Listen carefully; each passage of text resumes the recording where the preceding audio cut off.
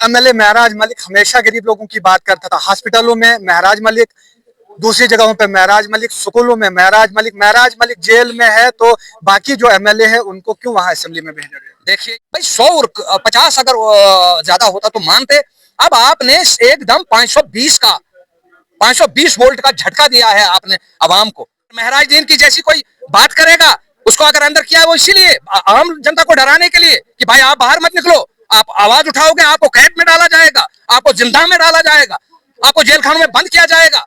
2 सालों में 3 ऑर्डर निकाले गए हैं डॉक्टर्स के, मगर 2 सालों में वो 3 बार जो ऑर्डर निकाले गए हैं वो डॉक्टर नहीं आए। आप किस नजर से देखते हो और उस एमएलए के लिए क्या कहना चाहोगे? 2013-14 में आए, आपने बड़े बड़े वादे किए, 15 लाख का भी वादा किया आपने, 2 करोड़ नौकरियों का भी वादा किया, ना वो 15 लाख किसी को मिले, ना 2 करोड़ किसी को मिला। तो वो अमित शाह जी का जैसा जुमला जो उन्होंने बोला 15 लाख के लिए और 2 करोड़ नौकरियों के लिए, ये तो जुमला था। उन्होंने अपना वोट लेना था, वोट ले लिया। अब किसी इनको आवाम की तो जरूरत। महकमा पीडीडी के खिलाफ गुंदो बलेसा के जो सब डिवीजन है, सब डिवीजन के बाहर प्रोटेस्ट किया गया, तो प्रोटेस्ट की कॉल अब्बास साहब राथर एंड पार्टी, इनके जो बाकी लोग हैं उन्होंने कॉल दी थी। 16 तारीख को प्रोटेस्ट किया जा रहा था और आज ठीक 16 तारीख है, आज प्रोटेस्ट किया गया। तो अब इनसे जानने की कोशिश करेंगे कि प्रोटेस्ट क्यों किया गया और प्रोटेस्ट के बाद क्या आपकी बातचीत हुई एसडीएम के साथ, या अगर आपकी डिमांड न पूरी की गई तो आने वाले वक्त में क्या आपका रद्द अमल होगा?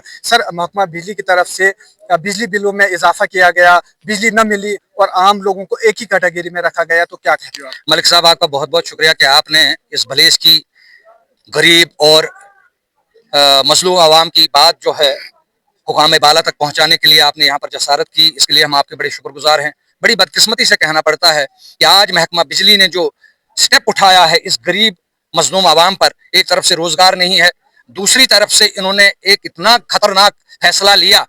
चलो 150 अगर इन्होंने बढ़ाया होता तो चलो मानते थे, लेकिन एकदम से 100% का उछाल, बल्कि 120-130% का उछाल, मुझे ये लगता है इन्होंने मार करके एक गरीब जनता को जिसके पास कोई रोजगार इस वक्त नहीं है, उस पर एक बहुत बड़ा अत्याचार करने की कोशिश की है। इसके लिए हमने 4-5 दिन पहले इधर बैना के मकाम पर भी इनको वार्न किया था, वहां प्रोटेस्ट किया था हमने कि इसके खिलाफ हम और प्रोटेस्ट करेंगे अगर आपने ये फैसला रिवोक नहीं किया। वो के इन्होंने हमको आश्वासन दिया फोन पर कि नहीं जी, हम कुछ जो जेन्युइन है उनको हम निकाल देंगे। हमने कहा कि नहीं, बिल्कुल जेन्युइन कुछ नहीं, आप फिल फॉर इस फैसले को रिवोक कर दीजिए, क्योंकि यहाँ पर कोई भी ऐसा इंसान नहीं है, सिर्फ 2-3% लोग ऐसे हैं जो यहाँ पर ये किराया भर सकते हैं, बाकी कोई नहीं। और ये बिल्कुल इलीगल है भाई। 100 और 50 अगर ज्यादा होता तो मानते। अब आपने एकदम 520 वोल्ट का झटका दिया है आपने अवाम को। तो मैं इस सरकार से गुजारिश करना चाहता हूं कि आप 2013-14 में आए, आपने बड़े बड़े वादे किए, 15 लाख का भी वादा किया आपने, 2 करोड़ नौकरियों का भी वादा किया, ना वो 15 लाख किसी को मिले, ना 2 करोड़ किसी को मिला, ना 100 स्मार्ट सिटी बनी, कुछ भी नहीं बना। और आज अफसोस से कहना पड़ता है कि ये लोग जो हैं गरीब जनता का खून चूसने के लिए बिल्कुल आमादा है। अब हमारी एडमिनिस्ट्रेशन से बात हुई आज। सर, 1 मिनट रोकना चाहूंगा, इसमें कुछ कैटेगरी रखी गई है कि टोटल लोगों को एक ही कैटेगरी में रखा? जनाब, इन्होंने एक ही रस्से से सबको बांधा है, एक ही रस्से से सबको बांधा है, इन्होंने कोई इम्तियाज नहीं किया है। जबकि इनके लोगों ने कहा कि हमने लोगों के घरों में रेड डाली, हमने ये देखा वो देखा, लेकिन आखिरकार इन्होंने अपना देखा कि हमें कितना खसारा है। उस खसारे को पूरा करने के लिए पूरी जनता को जरबे ये और वो कर दिया और सीधे टैरिफ लगा दिया और आम जनता को इस जुल्म का शिकार कर दिया। 200 यूनिट फ्री बिजली बिल जो देने का वादा हुकूमत ने किया था वो पूरा हो रहा है? वो अमित शाह जी का जैसा जुमला जो उन्होंने बोला 15 लाख के लिए और 2 करोड़ नौकरियों के लिए, ये तो जुमला था। उन्होंने अपना वोट लेना था, वोट ले लिया। अब इनको आवाम की तो जरूरत नहीं है। अब जब इलेक्शन आ जाएगा तो और वादे करेंगे। इनके पास तो ये चला ही है, 2013 से सिर्फ झूठ का कारोबार चला है। आप मुझे बताओ, सच कहां बोला? जहां जहां हमारे अवाम को इन्होंने पहुंचा दिया, जहां हमारी अवाम मेडिकल कॉलेज बंद होने के लिए जश्न मना रही है, आप यहां से अंदाजा लगा सकते हैं कि कौम को कहां पहुंचा दिया इन लोगों ने। मोदी जी ने और अमित शाह ने कौम को कहां पहुंचा दिया। आज हमारे लोग जो हैं वो वक्त आप याद कर दीजिए, जब किश्तवाड़ में डिस्ट्रिक्ट की डिमांड के लिए हिंदू मुसलमानों ने अपनी जानों की कुर्बानियां दे दी थी, आज भी उनका मजार एक ही जगह है। तो क्या वजह हुई कि 2014 के बाद इस किस्म का मजहबी जहर फैलाया गया, लोगों को वो हफीम चटा दी गई मजहब की, और आज लोग डिग्री का मेडिकल कॉलेज जैसी सुपर चीज के लिए आज बंद होने पर जश्न मना रहे हैं। बड़े अफसोस से कहना पड़ता है। एमएलए महराज मलिक हमेशा गरीब लोगों की बात करता था। हॉस्पिटलों में महराज मलिक, दूसरी जगहों पे महराज मलिक, स्कूलों में महराज मलिक जेल में है, तो बाकी जो एमएलए है उनको क्यों वहां असेंबली में भेजा गया? देखिए, ये आम जनता की आवाज को खत्म करने के लिए एक स्टेप है सरकार का। ये सरकार सिर्फ झूठ बोलती है कि हम जमहूरियत पर यकीन करते हैं। ये बिल्कुल जमहूरियत पर यकीन नहीं करते हैं। ये जमहूरियत पर यकीन न करके और गोडसेवादी जो प्रकृति है इनमें, जो गोडसेवादी सोच है इनमें, वो इनमें पनपी हुई है और उस गोडसेवादी इसके नीति के तहत ये आवाम को तोलते हैं। अगर महराज दीन की जैसी कोई बात करेगा, उसको अगर अंदर किया वो इसीलिए आम जनता को डराने के लिए कि भाई आप बाहर मत निकलो, आप आवाज उठाओगे आपको कैद में डाला जाएगा, आपको जिंदा में डाला जाएगा, आपको जेल खानों में बंद किया जाएगा, आपके साथ सख्तियां बरती जाएंगी।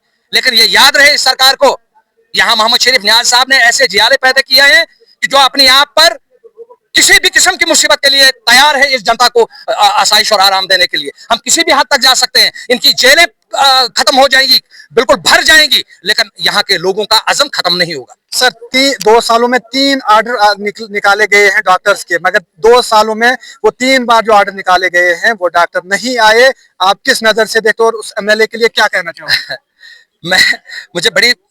मुझे हंसी भी आती है और रोना भी आता है अपनी बदकिस्मती पे कि जहां पर जिस आदमी को इतना पता नहीं है कि ग्रिड स्टेशन कितने रोज में बनता है, आप अंदाजा लगाओ एक टावर की लेग बनने के लिए 15 दिन लगते हैं। वो ग्रिड स्टेशन को तैयार करने के लिए 7 दिन में कहता, 7 दिन में ग्रिड स्टेशन तैयार हो जाए, लोगों की बिजली का मसला खत्म हो जाएगा। वहां क्या कहोगे आप, क्या कहोगे वहां? और रात को वो लायू था, रात को बता रहा था कि नहीं जी हमने जी ये भी किया तो वो भी किया, ऐसा किया। अरे भाई तुमने कुछ नहीं किया, तुमको तारीख बहुत बुरी तरह से याद करेगी, अभी भी मौका है। और मैं एक चीज के लिए मैं उनको मुबारकबाद पेश करूंगा कि पहली बार उन्होंने भलेसा का नाम लिया, इसके लिए मैं उनका शुक्रगुजार हूं। पहली बार उनकी जबान से भलेसा का नाम। क्या वोट देना सिर्फ नाम के लिए होता है? असल में वो तो मुझे लगता है उसको नाम का भी कोई ये नहीं है, वो सिर्फ और सिर्फ अपना वोट बटोरने के लिए। इनको कौन वोट देता है? अब मोदी ने फैलाया हिंदू मुस्लिम, इसके वजह से वोट मिला, वरना इसको वोट कौन देता? कौन देता वोट? जनता भी अब इस किस्म से उकता चुकी है कि आप पूछो मत। किस तरह से कोई रोजगार है आपकी इस भलेस में? है कोई रोजगार?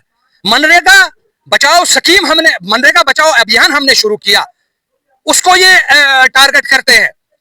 अगर इनकी जी राम जी की स्कीम अच्छी है तो ये जरा बताएं, ये ऐप क्यों बंद कर दी? एक तरफ से 150 दिन माना और दूसरी तरफ से ऐप ही बंद है, आज ऐप ही नहीं खुल रही है। और इनके लोगों को पूछो कि ये जो मनरेगा इस वक्त मिल रही है, आज तक जो 100 दिन में एवरेज क्या है हिंदुस्तान में, इनको पता नहीं होगा। टोटल 48 या 49 दिन मिलते हैं पूरी एवरेज जो है हिंदुस्तान में इस वक्त तक, तो ये 150। लेकिन ये बड़ी चालाकी के साथ जो चीज विजिबल होती है उसको ये हाईलाइट करते हैं, ताकि तो जो विजिबल नहीं, अब आप बताइए, पहले 10% स्टेट को देना था, वो भी इसी वक्त तक वाजिबुल अदा है इसके स्टेट गवर्नमेंट का, वो 10% नहीं दे सकते, 40% कहां से लाएगी? ये सिर्फ फरार का एक रास्ता इख्तियार किया है मोदी जी ने कि कल को अगर मुझे लोग कहेंगे भाई मनरेगा क्यों नहीं मिल रही, जी राम जी क्यों नहीं मिल रहा है, तो हम कहेंगे जी स्टेट गवर्नमेंट ने पैसा ही जमा नहीं किया। सबसे बड़ी चीज मनरेगा में थी गारंटी, जो एक गरीब को हक देती थी, वो खुद अपना प्लान मुरातब करता था, खुद प्लान को सैंक्शन करवाता था और खुद अपने हिसाब से काम करता था। अब आपका फाइनेंस कमीशन जो फैसला करेगा, फाइनेंस कमीशन ऑफ इंडिया, वो फैसला करेगा कि हमको कहां देना है और कहां नहीं देना है, और वो वहीं से फैसला करेंगे कि फलाना पंचायत घर बनाना है, वहां पर ये लोग जाएं काम करें अगर करना है। तो मैं कह रहा हूं कि कहां का ये विश्व गुरु है हमारा देश। पीने के लिए पानी नहीं, देखने के लिए बिजली नहीं, और बन गए विश्व गुरु। 5 किलो राशन पर 81 करोड़ जनता गुजर बसर कर रही है, हम बन गए विश्व गुरु। लोग बच्चों के साथ रेप हो रहा है, उनको मारा जा रहा है। आप उत्तराखंड में देखिए, आप आसाम में देखिए, आप मणिपुर में देखिए, आप जम्मू कश्मीर में देखिए, जगह जगह इनके लोग रेप में इन्वॉल्व हैं, लेकिन कोई पूछताछ नहीं। कुलदीप सिंगर को देखिए आप, ऐसे ऐसे लोग इनके पास है। कब तक आप गरीब लोगों के लिए लड़ते रहेंगे? जब तक हमारी जिस्म में खून की एक बूंद भी है, बाकी हम लड़ते रहेंगे। और इसके लिए हमें आकर अपने बच्चों को भी कुर्बान करना पड़ेगा, हम करेंगे, हम नहीं छोड़ेंगे इन लोगों को। शुक्रिया, बहुत बहुत शुक्रिया। ये थे मोहम्मद अब्बास राथर, जिन्होंने कॉल दी थी और उस कॉल पर आम लोग यहाँ sub division Gundo SDM office के बाहर आए, यहाँ पर प्रोटेस्ट किया और प्रोटेस्ट करने के बाद इन्होंने कुछ टाइम मांगा महकमा के जो बिजली के मुलाजमीन है उन्होंने टाइम मांगा और इन्होंने कहा कि हमारे जो एमएलए थे, एमएलए साहब असेंबली में गए हैं, इन्होंने पहली बार यानी कि दूसरा साल मुकम्मल हो रहा है, 2 सालों में 1.5 साल हो चुका है, दूसरा साल चल रहा है, 2 सालों में पहली बार भलेसा का नाम लिया और ये कहा कि एक ग्रिड स्टेशन 7 दिनों में तैयार होता है। इन्होंने कहा कि अगर कांग्रेस के दौर में नरेगा आया था, नरेगा से गरीब लोगों को फायदा हो रहा था, उसमें फेस ऑथेंटिकेशन ऐप इन्होंने शुरू की है, जिससे ये लग रहा है कि इन्होंने मुकम्मल तौर पर गरीब लोगों के खिलाफ इस ऐप को लाया और इस जो मनरेगा को खत्म जो करने की मनरेगा स्कीम निकाली गई थी इसको खत्म करने के लिए ये स्टेप इन्होंने लिया। शुक्रिया, बहुत बहुत शुक्रिया।